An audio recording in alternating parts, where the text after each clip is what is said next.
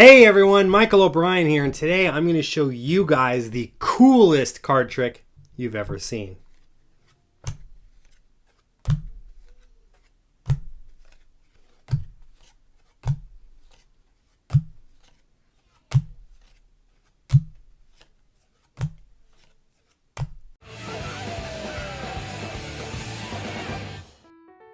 Hey everyone, thank you so much for tuning into this video.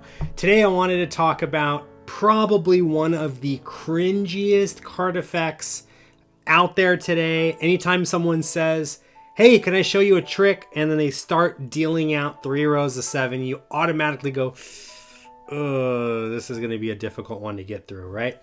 There are reasons why it's a cringy card trick. We're going to discuss those reasons in this video, but I don't want it to just seem like I'm hating on people for performing this trick, because I personally performed it for years when I was first into Magic as well, thinking that it was one of the coolest tricks you could do, until I found out that just about everyone and their mother does this trick, and they usually do it very, very badly.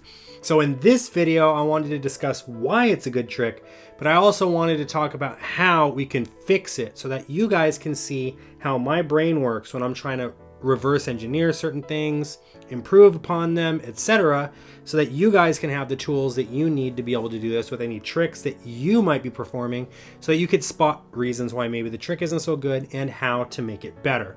Before we do all that though, just a couple of announcements.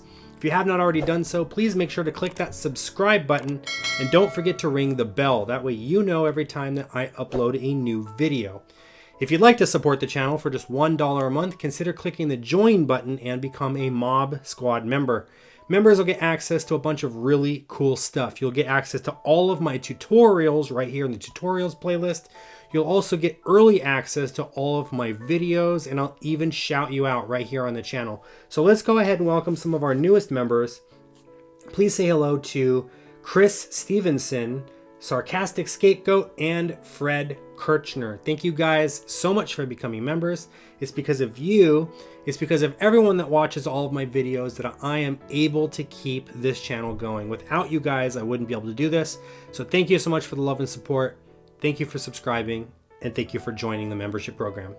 Anyways, let's go ahead and talk about the 21 card trick. That is the name of this routine, and it gets its name simply because you perform the trick with 21 cards. So we're going to go ahead and talk about the routine now, the way that most people do it, and then we're going to talk about how I would do it, making it a little bit better. Now, I'm not saying we're going to make this the greatest trick in the world, but we are going to improve upon it a little bit, right? So essentially the way that the effect goes is the magician deals out 3 rows of 7 cards. He asks the spectator to look at all of the cards and to think of one, to just have one of them in their mind. And then he asks them, which row is your card in? Is it in this row, or this row? The spectator tells him which row it's in.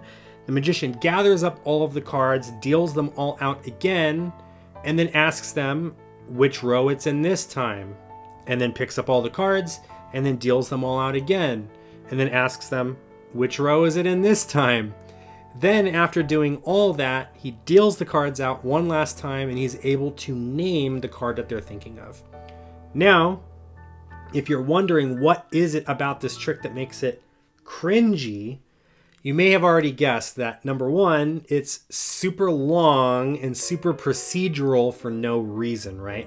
There's not really a reason why the magician has to deal out the cards so many times and to ask the spectator so many times, which row is your card in, which row is your card in, which row is your card in. So right off the bat, the routine is already very long. Number two, the routine kind of gives the method away, right? Because when you're doing the cards in these rows and the cards are moving around, the spectator in their head is thinking, I'm telling you which row it's in, and by process of elimination, you're probably going to be able to guess which card it is. So they think that I'm just eliminating the cards that are not in the row that they named, and then just narrowing it down to the one card, which isn't exactly the method, but it's close enough to the method that if they guess that that's how you're doing it, that may as well be the method to the trick. It's not very impressive at that point, which brings me to point number 3 now. All of this procedure is done simply to be able to name a card that the spectator's thinking of. Why go through all of that hate, that pain, that heartache, right? Why go through all of that when you can just as easily force the card, peek at the card? You can do a key card thing, right? So for example, maybe if I want to force a card, right, I'll shuffle through the cards just like this. At some point you'll say stop, we'll look at the card and you'll remember it, okay? You just say stop, I won't look. Right there is okay, memorize that card, and I'm going to read your mind, and I'm going to tell you that you're thinking of the King of Spades, right? You could just as easily do that. You could also do a key card thing, right? So say stop whenever you'd like, right there, perfect. Go ahead and look at this card and memorize it. You got it. We'll drop the rest of the cards on top. I have no idea which card you're thinking of, but I'm going to go through and try to read your mind. I don't think it's that one. Maybe it's not that one either. I'm going to think maybe... Could it be? You didn't have the 7 of diamonds, did you? Right? You see how long that took? That took like 5 seconds. Now, of course, you can make the performance play a lot bigger if you want to. You can make it a lot longer. But my point is that the selection process was very straightforward. You had them tell you when to stop. You have them cut the cards if you want to. You have them, you know, just take a card, put it back in the deck, and you just lose the card in the deck. Super direct, super straightforward. Not all of this deal out the cards, which row is it in, all of that stuff, right? So the end of the routine, in my opinion, is not strong enough to justify all of the stuff that we're going to go through. So there's 3 issues that I have with the routine. Number 1, it's too long. Number 2, it kind of gives the method away. And number 3, the end does not justify the method. So knowing all of that now, let's go ahead and take a look at how I would perform the effect, and then we'll come back and we'll talk about why I made these changes and all that stuff. All right, so we'll go ahead and give these a mix. It doesn't matter. You can even have the spectator shuffle these if you want to. And we will just deal out 21 random cards, and we're going to do them into 3 piles. 1, 2, 3, 4, 5, 6, 7, 8, 9, 10, 11, 12, 13, 14, 15, 16, 17, 18, 19, 20, 21. The rest of the cards we don't need. Those get set aside. Okay. So what I'm going to do now is ask the spectator to choose any one of these 3 piles. It doesn't matter which one, and they're going to choose a card from that pile. So let's just say they look at this one. I will show them the cards. For the sake of this demonstration, let's just say that they think of the 3 of hearts, right? So they look at any one of these cards, they memorize it, and we bury the card into the middle of the stack. Now, I'm going to shuffle these up just by dealing them again, just like this, right? And just to prove that the cards are shuffling, I'll let them look at these piles again, right? So they look at this one here, and I'll ask them, do you see your card in that pile? And they say yes. Be like, okay, perfect. I'll show you that these cards are shuffling as well as these cards are shuffling, okay? And we bury their card in the middle of the deck again, and we do the same thing. We're going to shuffle it even more. Now, the reason I'm shuffling the cards so much is I really want it to be super random. And you can even see, right? I'll show you over here this time. Do you see your card in there? Right? They say yes, they see their card in there. Do you see your card? Obviously, it's not in here, right? And obviously, it's not in here. They can see everything is being mixed. And I'm going to deal the cards out again, only this time I'm not going to shuffle them anymore. I want you to name the card that you're thinking of in just a moment, okay? I'm going to spell down from the deck. I'm going to spell down as I deal the cards, your card is. And when I say your card is, you're going to reveal the name of your card, okay? So here we go. You ready? Y-O-U-R-C-A-R-D-I-S.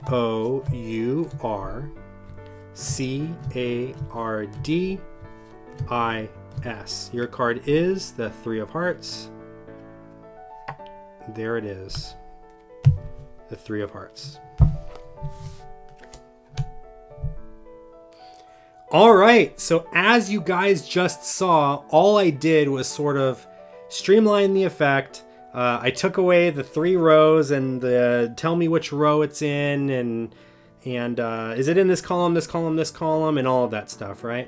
I took that out. I deal the cards into piles instead of rows, which helps save time. It makes it a little bit shorter. I gave a justification as to why I'm doing it. I'm shuffling up the cards. And most importantly, I don't know what any of the cards are, right? I have them choose the 21 cards that they want to use, right? So the deck is shuffled. They can deal out the cards if they want to. It doesn't matter.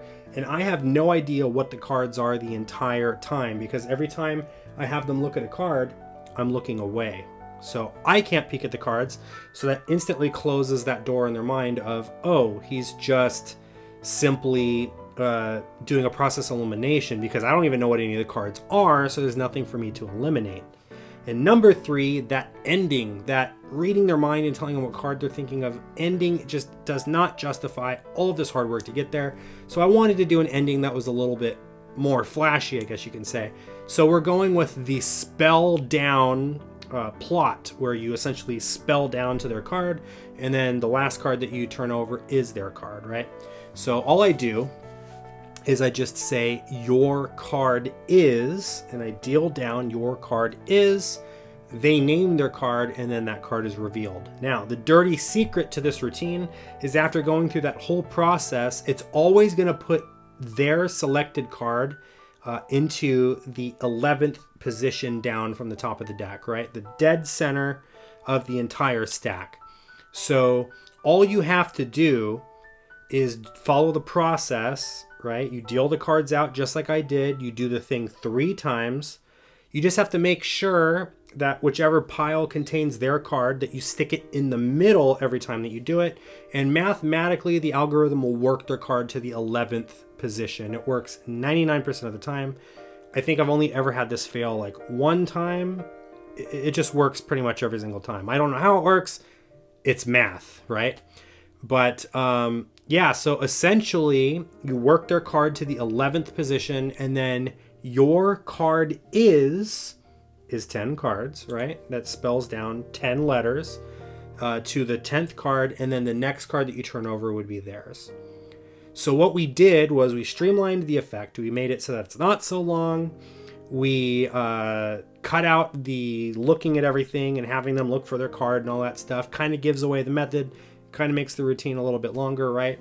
And we've given it a better ending, not the best ending, but a better ending than simply just revealing the card that they thought of.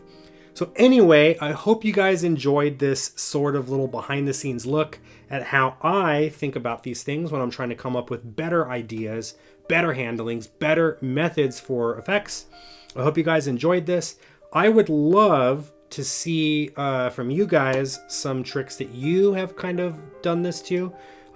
Could be a classic trick, it could be a self-working thing like this, maybe even something new.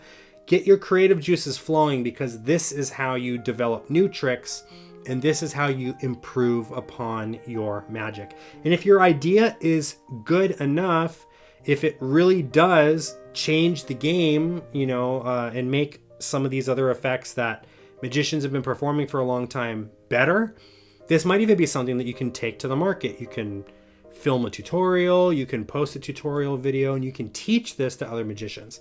So this is essentially what I do. This is how my brain works. I hope you guys all enjoyed this. If you haven't already done so, click the subscribe button, click the join button if you want to support the channel, and for even more magic, visit me at o'brienmagic.com. Check out my online magic shop. Check out my books, accessories, downloads, and all the other cool magic stuff that I have to offer. Thank you so much for watching. I'll see you guys next time.